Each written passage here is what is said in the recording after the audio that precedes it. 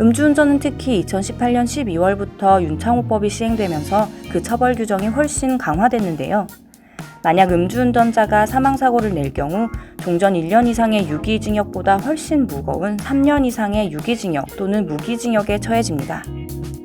음주운전을 하다가 사람을 다치게 한 경우도 1년 이상 15년 이하의 징역 또는 1,000만 원 이상 3,000만 원 이하의 벌금으로 이전보다 강화됐습니다. 상습 음주운전도 3년간 운전면허를 취득할 수 없는데요. 종전에는 3차례 적발됐을 경우에만 해당됐지만 이제는 2차례만 적발돼도 상습 음주운전이 됩니다.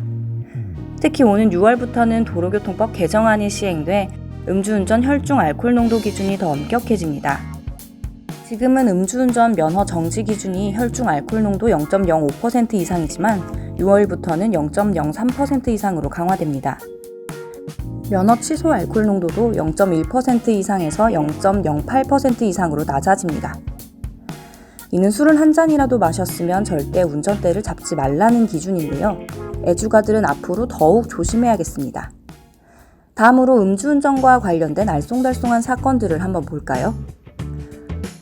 술을 마시고 집에 온 남편이 아내가 위급해 음주운전을 해서 약을 사왔다면 어떨까요? 2016년 1월 실제 벌어진 이 사건에서 대법원은 아무리 아내 약을 사기 위해 음주운전을 했다고 해도 면허 취소 처분은 정당하다는 판결을 내렸습니다. 당사자의 불이익보다는 음주운전을 방지해야 하는 공익이 훨씬 중요하다고 봤기 때문입니다. 그럼 잇몸병 치료를 위해 소주로 가글을 했다가 음주운전에 적발돼 면허 취소를 당했다면 어떨까요? 법원은 소주로 가글을 했다가 혈중 알코올 농도 0.129%로 면허가 취소된 사건에서 원고가 다시 혈중 알코올 농도를 쟀을 때 수치가 급격히 떨어졌으므로 술을 마시지 않고 가글을 한 것이 맞다고 본다며 면허 취소가 부당하다고 판결했습니다. 대리운전기사와 싸워 도로 한복판에 차를 세우고 떠난 대리기사 대신 부득이하게 차량을 안전한 곳으로 옮기려고 음주운전을 했다면 유죄일까요? 무죄일까요? 법원은 이 사건에서 대리기사 대신 300m 정도를 음주운전한 A씨에게 무죄를 선고했습니다. 위급한 상황에서 벗어나기 위한 긴급 피난으로 음주운전이 아니라는 겁니다. 만약 만취 상태에서 운전자가 직접 운전하지 않아도 되는 자율주행차를 타고 집까지 갔다면 어떨까요? 이 경우도 음주운전에 해당될까요? 미국 캘리포니아에서는 지난해 11월 실제 이런 일이 벌어졌는데요.